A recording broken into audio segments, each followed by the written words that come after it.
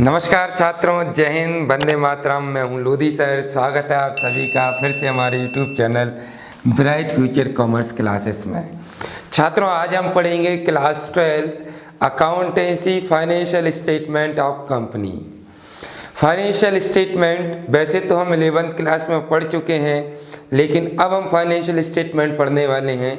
किसके लिए? कंपनी के लिए।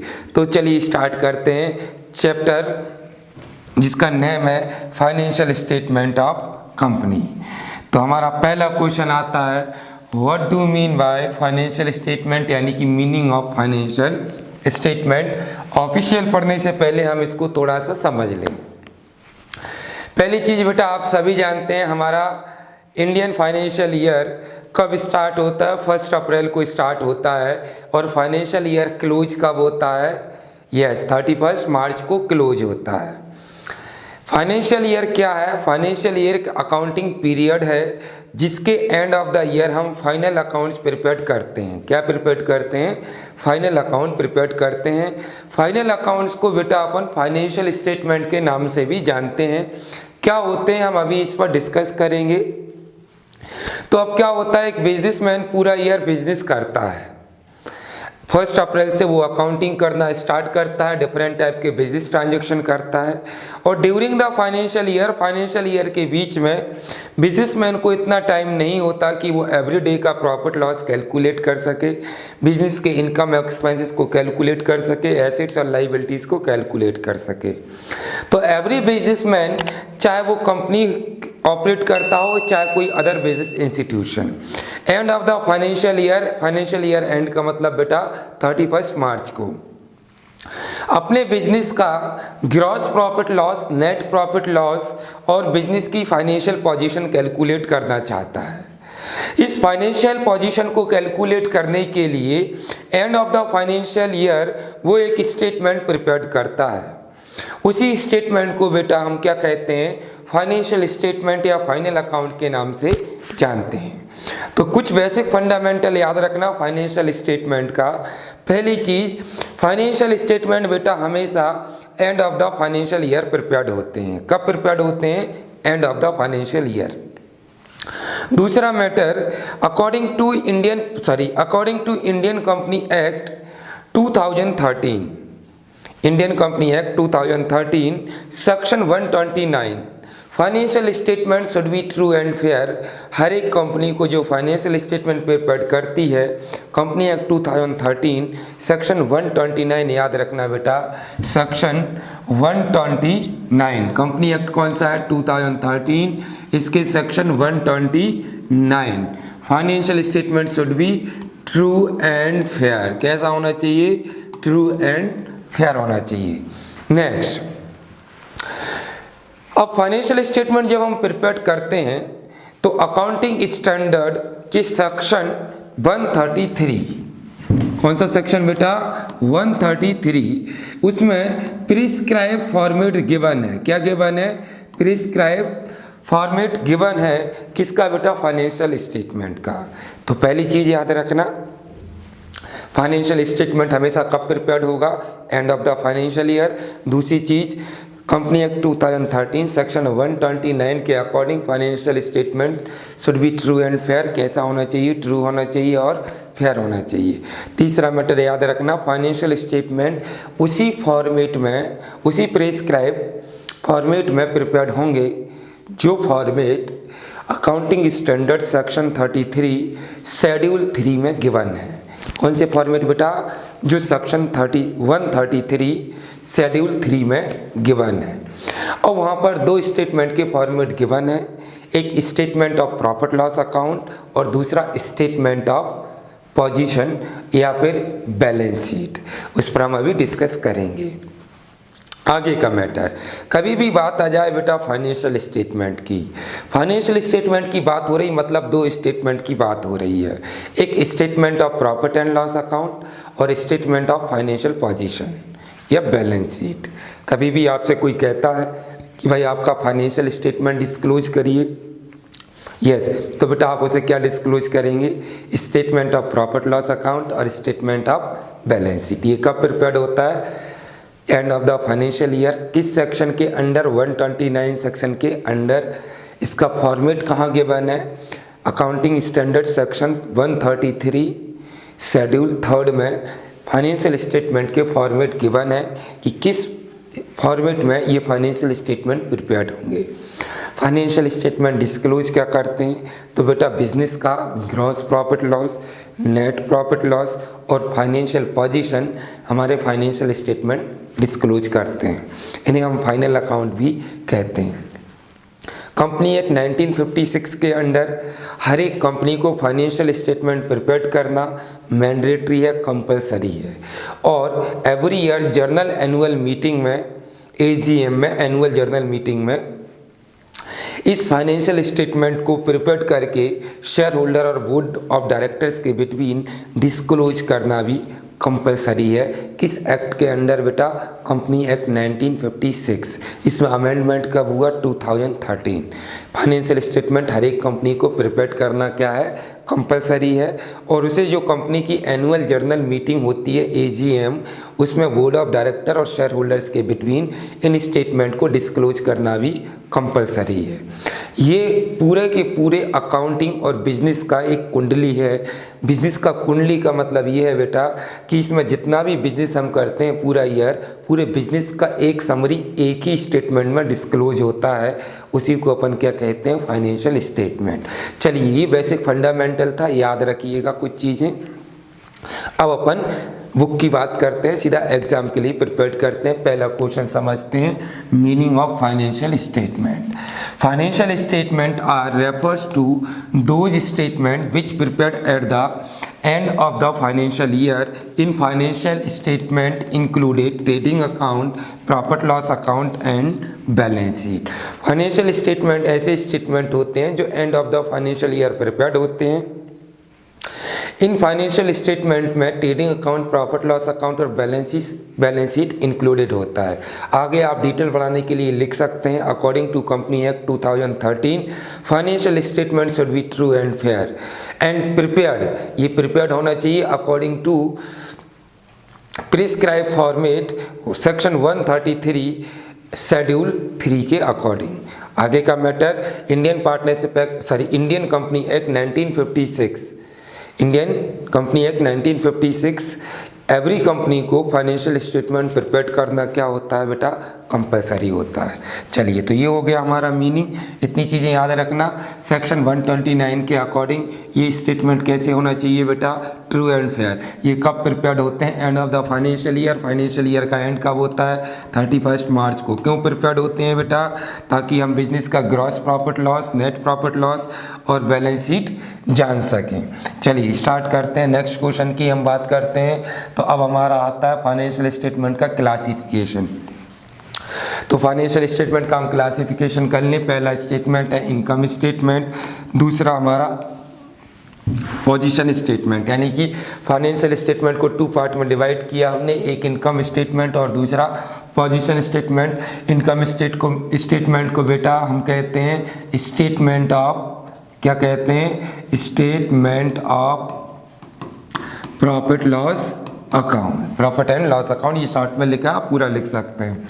अब इनकम स्टेटमेंट, अब याद रखना ये भी बेटा क्या होता है कि income statement non financial not for profit organisation prepare करते हैं।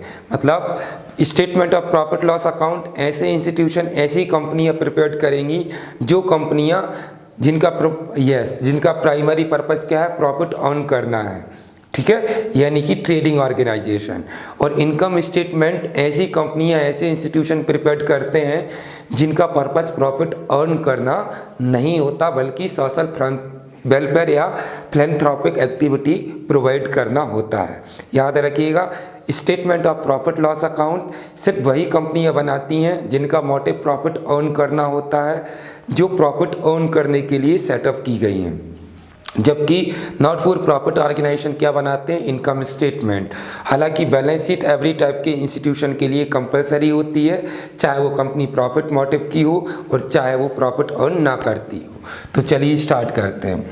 अब इनकम स्टेटमेंट को बेटा 2 पार्ट्स में डिवाइड किया। ट्रेडिंग इनकम स्टेटमेंट के अंदर हम 2 अकाउंट्स प्रिपेयर करते हैं, एक ट्रेडिंग अकाउंट और एक क्या करते हैं, profit loss account. Position statement की जब भी बात हो जाए तो आप समझ लीजिए बात किसकी कर रहा है, बैलेंस शीट की। याद रखना बेटा, ये ट्रेडिंग अकाउंट है, ये प्रॉफिट लॉस अकाउंट है और ये बैलेंस शीट है। ये दोनों अकाउंट हैं और ये क्या है बेटा, स्टेटमेंट है। क्या है, स्टेटमेंट है। आगे का मैटर हम इनका मीनिंग समझेंगे, ध्यान से देख लीजिएगा। इनका बेसिक फंडामेंटल, पहली चीज़ इन तीनों का कॉमन बात ये है कि ये तीनों ही क्या है, फाइनेंशियल स्टेटमेंट है। दूसरी चीज़, ये तीनों ही बेटा कब प्रिपेयर्ड होते हैं, end of the financial year. और फाइनेंशियल ईयर का एंड कब होता है, 31 मार्च को। कब होता है बेटा, 31 मार्च को। स्टार्ट कब होती है फाइनेंशियल ईयर, 1 अप्रैल को होती है। ठीक है। अब ये जो ट्रेडिंग अकाउंट है ये बेटा किस नेचर का अकाउंट है, रियल अकाउंट है। और ये प्रॉफिट लॉस अकाउंट किस नेचर का है, नॉमिनल अकाउंट है। और ये बैलेंस शीट बेटा क्या है, स्टेटमेंट है। अभी बस इतना याद रखना आपको बेटा कि ट्रेडिंग अकाउंट हमारा कौन सा अकाउंट है, रियल अकाउंट है। और प्रॉफिट लॉस अकाउंट हमारा कौन सा अकाउंट है, नॉमिनल है। बैलेंस शीट याद रखना बेटा कोई भी अकाउंट नहीं है, ये एक स्टेटमेंट है। ऑब्जेक्ट बेटा हम ट्रेडिंग अकाउंट क्यों बनाते हैं, ताकि बिजनेस का ग्रॉस प्रॉफिट लॉस पता चल जाए। प्रॉफिट लॉस अकाउंट इसलिए बनाते हैं ताकि बिजनेस का नेट प्रॉफिट लॉस पता चल जाए। बैलेंस शीट इसलिए बनाते हैं ताकि बिजनेस की फाइनेंशियल पोजीशन पता चल जाए। आगे का मैटर, जब हम फाइनली इन्हें प्रिपेयर करते हैं फाइनेंशियल स्टेटमेंट को, तो प्रिपेयर करने के लिए हम कुछ आइटम इनमें रिकॉर्ड करते हैं। तो इसमें ट्रेडिंग अकाउंट में हम डायरेक्ट एक्सपेंसेस रिकॉर्ड करते हैं, इसमें हम इनडायरेक्ट एक्सपेंसेस रिकॉर्ड करते हैं, और इसमें बेटा एसेट्स एंड लाइबिलिटीज रिकॉर्ड होते हैं। इसके लेफ्ट हैंड साइड, कौन सी साइड बेटा, left hand side liabilities record होता है, और राइट हैंड साइड बेटा क्या रिकॉर्ड होता है, एसेट्स रिकॉर्ड होता है। तो चलिए अब हम आपको मीनिंग बता देते हैं व्हाट इज ट्रेडिंग अकाउंट। अगर आप इतना फंडामेंटल याद रखेंगे तो मीनिंग बेटा पूरा एग्जाम में आप अपने मन से लिख सकते हैं। देखिएगा कैसे, आपको यहाँ से शुरू करना है। Trading account is real account which prepared at the end of the financial year. कब प्रिपेयर्ड होता है, फाइनेंशियल ईयर के एंड में। कब प्रिपेयर्ड होता है बेटा, फाइनेंशियल ईयर के एंड में। तो trading account is real account which prepared at the end of the financial year to know, किस लिए प्रिपेयर्ड होता है, gross profit and gross loss. अब ऐसे ही हम बात करते हैं profit loss account. Profit loss account is nominal account which prepared at the end of the financial year to know net profit and net loss. अब अपन बात करते हैं बैलेंस शीट। तो यहाँ से लिखेंगे balance sheet is a statement not an account. Balance sheet एक स्टेटमेंट है, ना कि अकाउंट है, जो कि end of the year financial year prepared होता है to know financial position of business का फाइनेंशियल पोजीशन जानने के लिए। तो क्लियर हो गया होगा बेटा ये फाइनेंशियल स्टेटमेंट का आपको ये मीनिंग और ये क्लासिफिकेशन। अब अगर एग्जाम में आपसे इन तीनों अकाउंट में डिफरेंस शीट पूछ ले तो आप डिफरेंस भी लिख सकते हैं। नेचर ट्रेडिंग अकाउंट को इस नेचर का है बेटा, रियल अकाउंट नेचर का है। Profit loss account nominal account है। बैलेंस शीट कोई अकाउंट नहीं बल्कि स्टेटमेंट है। Objective, it's objective to know gross profit loss, it's objective to know net profit loss, it's objective to know financial position. Recording in trading account, direct expenses are recorded in profit loss account, indirect expenses are recorded balance sheet. In balance sheet recorded left hand side recorded all types assets and right hand side recorded all types assets. Time, trading account prepared before profit loss account and on the basis of trial balance। ये सब किसके basis पर बनाए जाते हैं बेटा, trial balance के basis पर। किसके बेसिस पर एग्जाम में पूछ ले, फाइनेंशियल स्टेटमेंट किसके बेसिस पर प्रिपेयर होते हैं, तो ट्रायल बैलेंस। अब profit loss account after trading account और balance sheet after profit loss account. Gross profit को या लॉस को हम ट्रांसफर करते हैं बेटा प्रॉफिट लॉस अकाउंट में, और प्रॉफिट लॉस अकाउंट के नेट प्रॉफिट या लॉस को ट्रांसफर करते हैं बैलेंस शीट में। तो ये हो गया अपना फाइनेंशियल स्टेटमेंट का क्लासिफिकेशन। आपको समझ में आ गया होगा। अगर आपको समझ में नहीं आया हो तो स्क्रीनशॉट लेकर आप एक बार फिर से पढ़ सकते हैं, वीडियो को रिवाइज करके देख सकते हैं। चलिए स्टार्ट करते हैं नेक्स्ट क्वेश्चन। अब हमारा क्वेश्चन आता है बेटा characteristics of financial statement. Financial statement का क्या पढ़ने वाले हैं हम, कैरेक्टरिस्टिक्स पढ़ने वाले हैं। तो पहला पॉइंट आता है बेटा कैरेक्टरिस्टिक्स का स्टेटमेंट। तो हम सभी जानते हैं फाइनेंशियल स्टेटमेंट होते हैं not an account. Financial statement क्या है, एक स्टेटमेंट है, यानी कि समरी है किसका बेटा, पूरे बिजनेस का एंड ऑफ द पूरा ईयर हमने जो बिजनेस किया उसका समरी कौन डिस्क्लोज करता है? Financial statement. तो it is a position statement, it is not an account, ये कोई अकाउंट नहीं है। दूसरा बेस्ड, हम जो फाइनेंशियल स्टेटमेंट बेटा प्रिपेयर करते हैं ये किस पर बेस्ड होता है? ये अकाउंटिंग फैक्ट और इन्फॉर्मेशन पर बेस्ड होता है। किस पर बेस्ड होता है? अकाउंटिंग फैक्ट और किस पर? यस, इंफॉर्मेशन के बेसिस पर। तो financial statement are based on accounting fact and information. Third हमारा पॉइंट होता है मॉनेटरी ट्रांजैक्शन। फाइनेंशियल स्टेटमेंट में हम ओनली मॉनेटरी ट्रांजैक्शन यानी कि सिर्फ वही ट्रांजैक्शन रिकॉर्ड करते हैं जिस ट्रांजैक्शन को हम इन टर्म ऑफ मनी की टर्म यानी कि पैसे के रूप में माप सकते हैं, मेजर कर सकते हैं। नॉन फाइनेंशियल ट्रांजैक्शन को हम फाइनेंशियल स्टेटमेंट में डिस्क्लोज नहीं करते। जैसे मैनेजर का एबिलिटी क्या है बेटा? नॉन मॉनेटरी ट्रांजैक्शन है, इसको हम फाइनेंशियल स्टेटमेंट में रिकॉर्ड नहीं करते हैं। चलिए तो इसमें पढ़ते हैं हम detail. Financial statement present information in monetary term and figures. ये किस में इंफॉर्मेशन देता है बेटा? Monetary term and figures. In this statement only those transaction are recorded which are related to, किससे रिलेटेड है बेटा? मनी से। पीरियड हम सभी जानते हैं। अवधि क्या होता है? फाइनेंशियल स्टेटमेंट प्रिपेयर करने का एक स्पेसिफिक पीरियड होता है। अब वो पीरियड को हम क्या कहते हैं बेटा? फाइनेंशियल ईयर कहते हैं। फाइनेंशियल ईयर कब से स्टार्ट होता है? 1 अप्रैल को, और क्लोज कब होता है? 31 मार्च को। जनरली फाइनेंशियल ईयर में बेटा कितना मंथ होता है? 12। बट याद रखना अगर एग्जाम में पूछ ले maximum number of financial year, एक फाइनेंशियल ईयर में अधिकतम कितने नंबर ऑफ मंथ हो सकते हैं? तो बेटा याद रखना 18 मंथ, 18 महीने भी हो सकते हैं।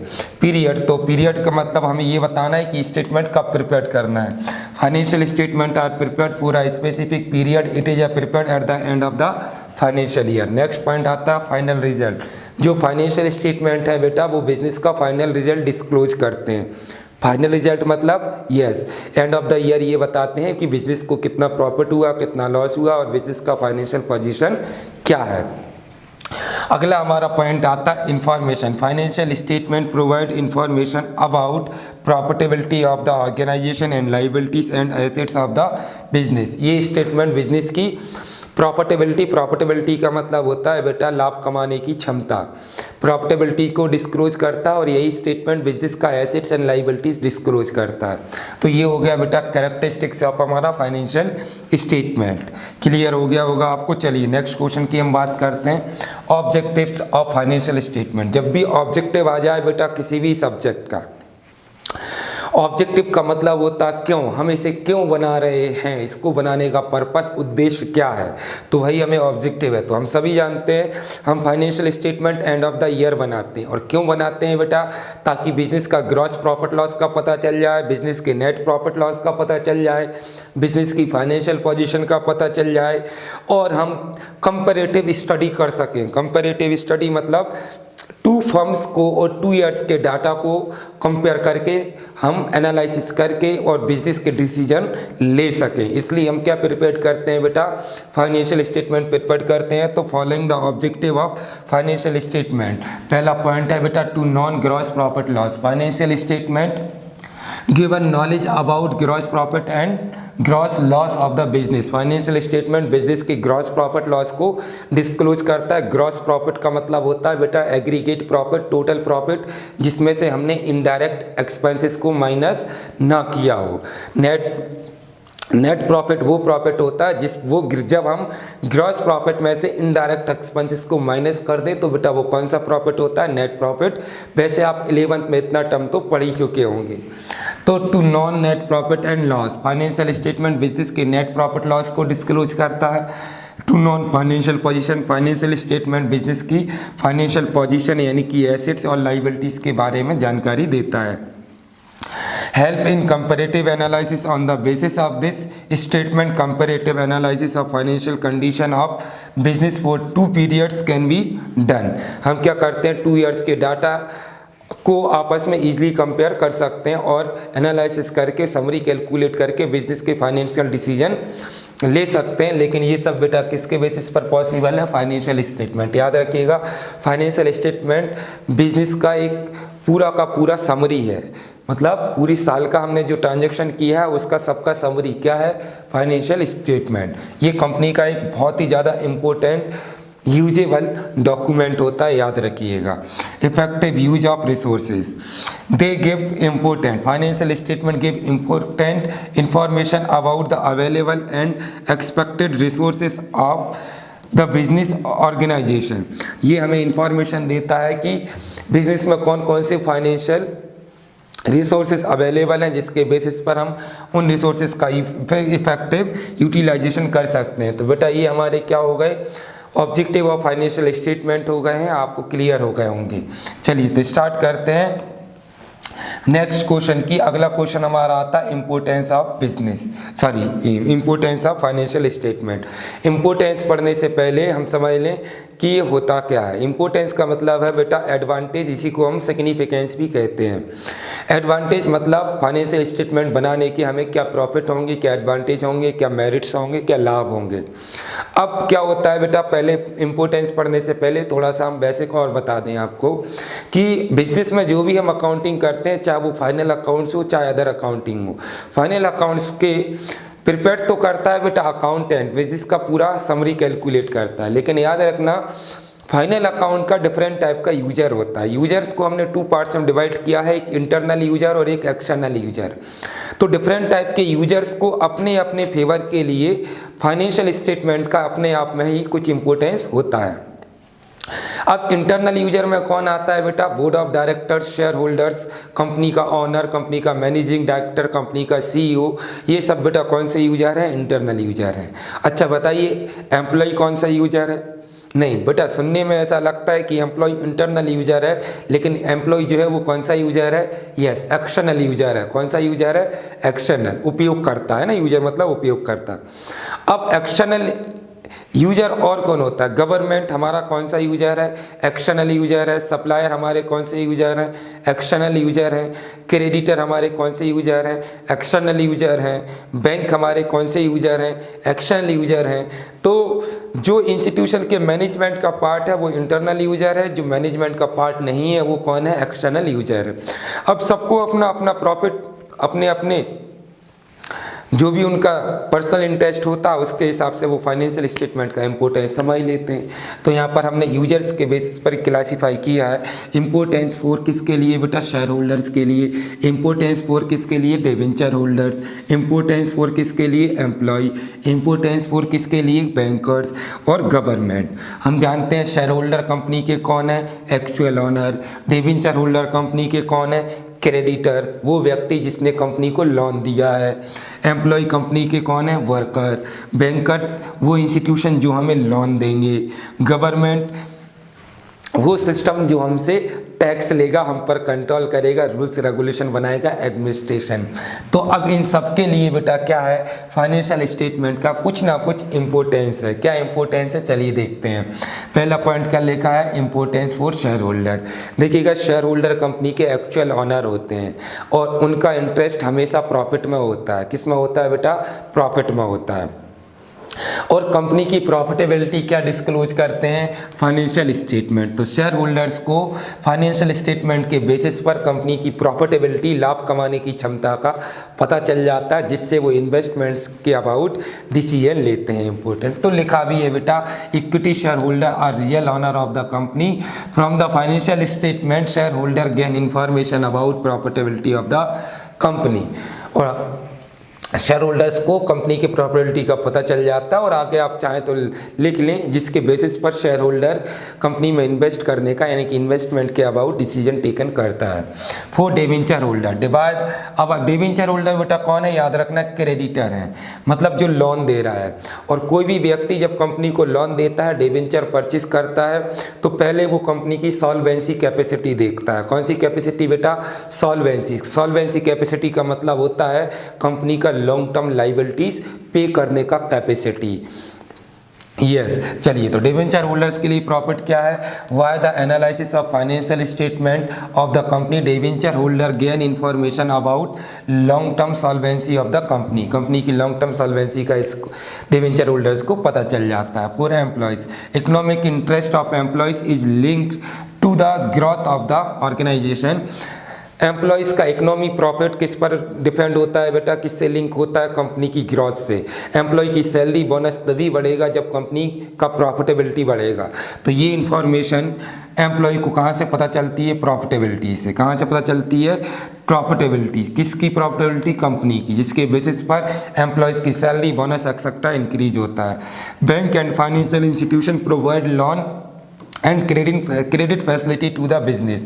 अब बैंक हमें क्या करती हैं, उधार देती हैं, लोन प्रोवाइड करती हैं, क्रेडिट फैसिलिटी प्रोवाइड करती हैं। From the financial statement bank gain information about the financial position of the business of organisation. तो इसके बेसिस पर बैंक हमारी फाइनेंशियल पोजीशन को कैलकुलेट कर लेती हैं और फिर हमारे फाइनेंशियल प्रपोजल जो है वो एक्सेप्ट कर लेती हैं। अब हमारा आता है फॉर गवर्नमेंट। गवर्नमेंट हमसे टैक्स लेती है, चाहे वो डायरेक्ट टैक्स हो, इनकम टैक्स, चाहे इनडायरेक्ट टैक्स यानी कि जीएसटी हो।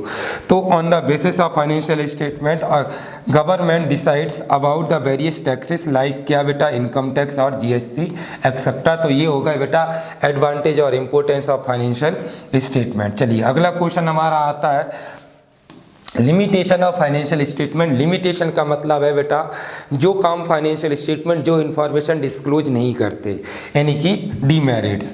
तो लिमिटेशंस का पहला पॉइंट है ओनली मॉनेटरी इन्फॉर्मेशन इंक्लूडेड। हम पहले कैरेक्टरिस्टिक्स में पढ़ चुके हैं बेटा कि फाइनेंशियल स्टेटमेंट में ओनली मॉनेटरी ट्रांजेक्शन डिस्क्लोज होते हैं। नॉन मॉनेटरी ट्रांजेक्शन यानी कि वो ट्रांजेक्शन जिनका रिलेशन मनी से नहीं है, बिजनेस को वो भी इफेक्ट करते हैं, बट फाइनेंशियल स्टेटमेंट में हम इसको रिकॉर्ड नहीं करते। तो financial statement disclose only monetary transaction but business is also affected by non monetary factors based on past events. Financial statement do not give information about future because they are based on past events. Financial statement past के events पर depend होता है, ये future या present की condition disclose नहीं करता। ये भी इसका क्या है बेटा, लिमिटेशन है। Not showing price changes. Different assets are shown at historical cost in financial statement but financial statement do not reflect current market value और पोजीशन। क्या होता है, समटाइम्स हम एसेट्स खरीद लेते हैं और बैलेंस शीट में एसेट्स को बुक वैल्यू पर डिस्क्लोज कर लेते हैं, जबकि मार्केट वैल्यू क्या होता है, फ्लक्चुएशन, एसेट्स का वैल्यू कम भी हो सकता है और ज़्यादा भी हो सकता है। तो ये जो फाइनेंशियल स्टेटमेंट है, अगर किसी एसेट्स की वैल्यू चेंज हो जाए, प्राइस चेंज हो जाए या रिफ्लेक्ट हो जाए तो उसको ये फाइनेंशियल स्टेटमेंट डिस्क्लोज नहीं करता। Aggregate information, financial statements show aggregate information but not detailed information and they do not help the users in decision making much। क्या होता है sometimes क्या बेटा, वो तो फाइनेंशियल स्टेटमेंट क्या है, एक शॉर्ट में समरी है बिजनेस का।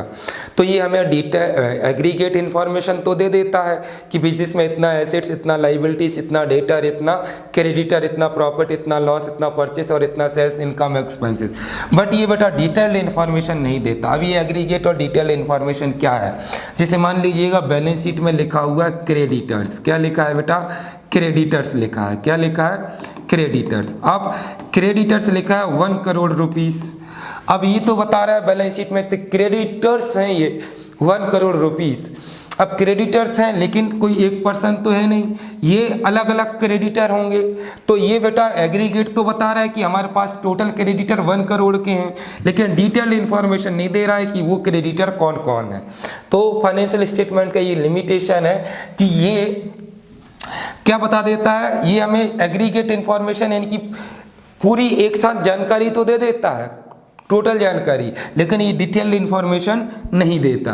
अब हमारा आता है different accounting practice. The financial statement can be drawn up on the basis of different accounting practice.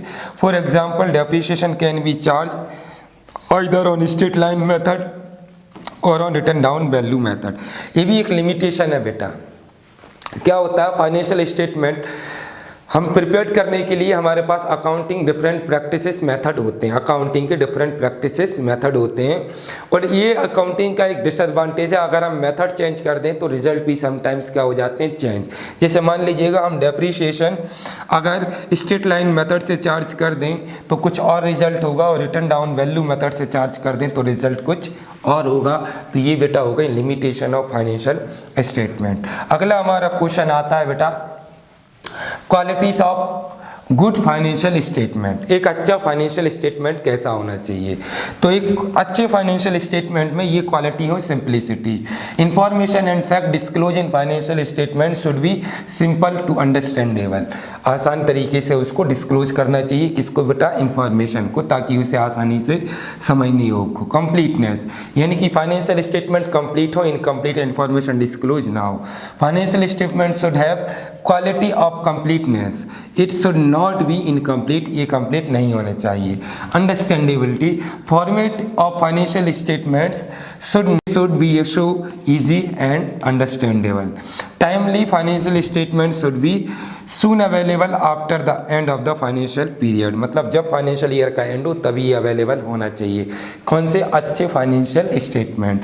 Transparency, financial statement should present all information and should not hide any information, मतलब financial statement में aggregate information, total information transparent तरीके से, मतलब पारदर्शिता की तरीके से disclose करना चाहिए। हमें कोई भी इंफॉर्मेशन हाइड यानी कि छिपानी नहीं चाहिए। तो ये हो गई बेटा qualities of good financial statement. अगला क्वेश्चन हमारा आता है difference between provision and reserve. पहले हम मीनिंग समझ लें, व्हाट इज प्रोविजन। तो प्रोविजन का मीनिंग होता है बेटा अरेंजमेंट, क्या? Yes, arrangement made for future या prospective losses and liabilities. Arrangement made for prospective losses and liabilities. Prospective मतलब फ्यूचर में जो लॉसेस और लाइबिलिटीज होने की संभावना है, संभावित। प्रोस्पेक्टिव जो लॉसेस और लाइबिलिटीज हैं उनके लिए प्रेजेंट में क्या करना बेटा? अरेंजमेंट करके रखना। अरेंजमेंट समझते हैं ना, व्यवस्था करके रखना, ताकि कभी लॉस हो जाए तो उस पैसे का यूज करके हम यूटिलाइजेशन कर सकते हैं। अब फिर रिजर्व क्या है बेटा? रिजर्व और प्रोविजन बेटे वैसे तो सिमिलर है, लेकिन दोनों में डिफरेंस है। Part of profit which kept for future contingency. Profit में से हम कुछ पार्ट बचा के रख लेते हैं फ्यूचर की कॉन्टेंजेंसी, भविष्य में होने वाली आकस्मिकताओं के लिए, लॉसेस के लिए, लाइबिलिटीज के लिए। तो बेटा वो क्या होता है? रिजर्व। तो आपको ऐसा लग रहा होगा कि सर रिजर्व और प्रोविजन तो एक ही, आप तो इनमें डिफरेंशिएट कर रहे हैं। तो बेटा इनमें डिफरेंशिएट है। क्या डिफरेंशिएट है वो हम आपको बता देते हैं। सपोज करिएगा हमने 1 लाख रुपीस क्या किया बेटा? प्रोविजन किया। किस लिए? फॉर रिपेयर के लिए। किसके लिए किया? फॉर रिपेयर्स के लिए, या फॉर किसके लिए? टैक्स के लिए। ठीक है, तो ये 1 लाख रुपीस में हमने ये पर्पस बता दिया कि ये 1 लाख रुपीस हमने किस लिए रखा है? रिपेयर के लिए। तो ये बेटा हमारा क्या है? प्रोविजन। ये इसमें हमने क्या बता दिया? स्पेसिफिक पर्पस बता दिया। अब ये पर्पस और स्पेसिफिक है क्या वो भी देखिए। अब क्या होता है ड्यूरिंग द फाइनेंशियल ईयर या 2-5 साल या 1 ईयर हमें बिजनेस में कोई भी रिपेयरिंग का काम नहीं हुआ और हमारे पास पैसा कितना रखा हुआ है रिजर्व करके? 1 लाख रुपीस। तो याद रखना है बेटा ये 1 लाख रुपीस प्रोविजन में ऐसे ही रखा रहेगा, इसका यूटिलाइजेशन कभी भी नहीं कर सकते हम। इसका यूटिलाइजेशन सिर्फ किस काम में कर सकते हैं? रिपेयरिंग के लिए। ये पैसा रखा रहेगा, ना इसको इन्वेस्ट कर सकते, ना दूसरी लॉसेस को रिटर्न ऑफ करने के लिए इसका यूटिलाइजेशन कर सकते हैं। इसका यूज सिर्फ उसी काम में करेंगे जिस काम के लिए इसे रखा गया है। अब रिजर्व क्या है? रिजर्व बेटा जर्नल पर्पस के लिए होता है। सपोज करिएगा हमने 1 लाख रुपीस फ्यूचर के लिए कैप्ट तो किया, लेकिन ये नहीं बताया किस पर्पस के लिए कैप्ट किया है।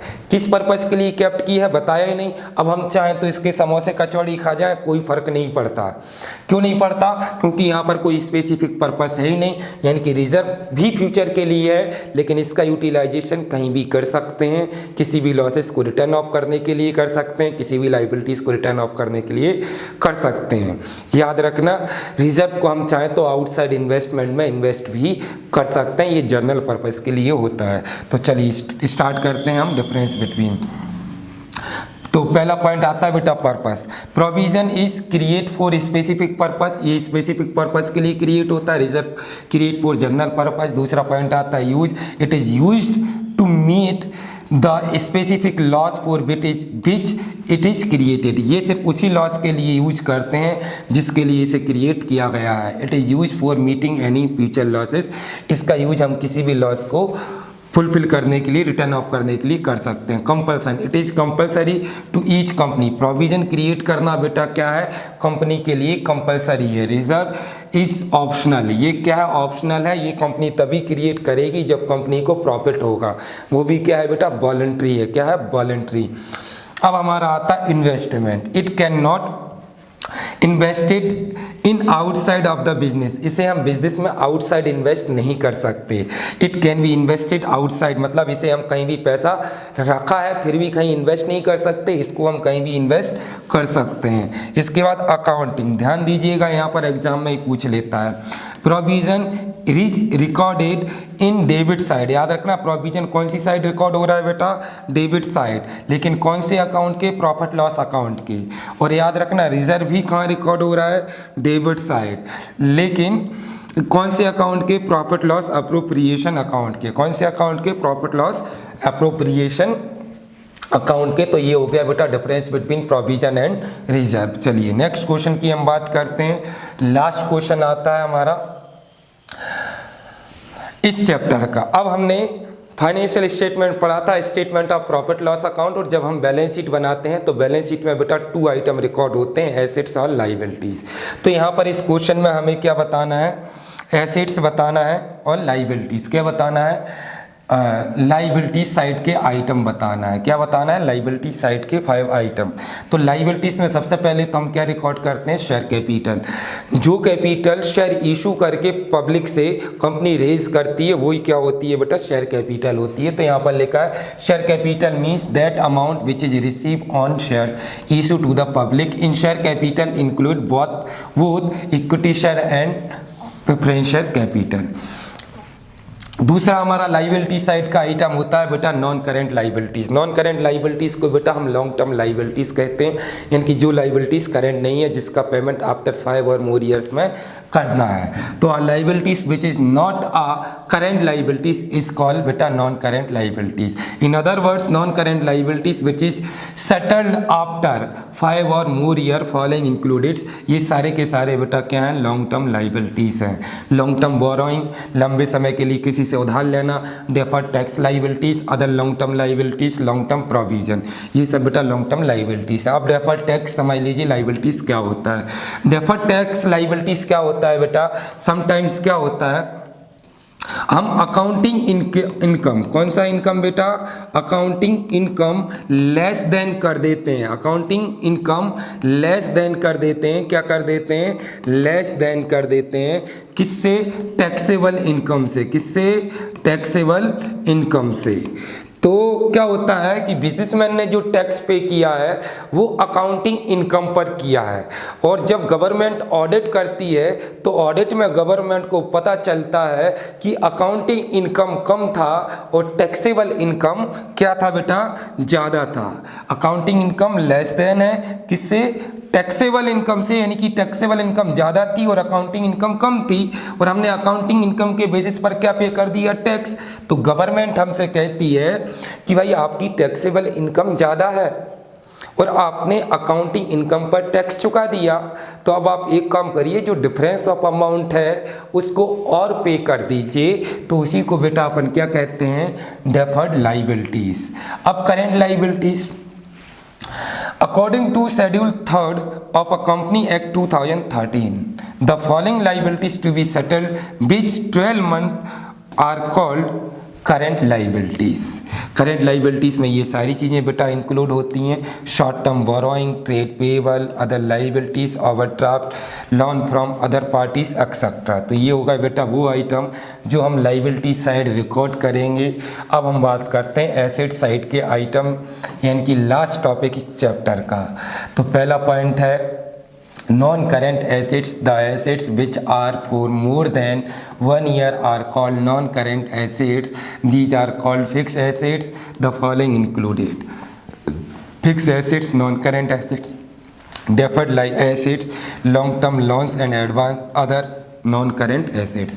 ये सब बेटा हमारी क्या है, फिक्स यानी कि नॉन करेंट एसेट्स हैं। अब वहाँ पर हमने डेफर्ड लाइबिलिटी समझा था, यहाँ पर हम डेफर्ड एसेट्स समझ लें। क्या होता है, समटाइम्स ऐसा होता है कि अकाउंटिंग इनकम ज़्यादा हो जाती है और टैक्सेबल इनकम कम हो जाती है, यानी कि बिजनेसमैन ने टैक्स पे किया अकाउंटिंग इनकम जो कि ज़्यादा थी, और गवर्नमेंट ने ऑडिट में पता चला कि टैक्सेबल इनकम कम है और अकाउंटिंग इनकम ज़्यादा है, मतलब हमने ज़्यादा टैक्स पे कर दिया, जबकि टैक्सेबल इनकम क्या हो रही थी, कम हो रही थी।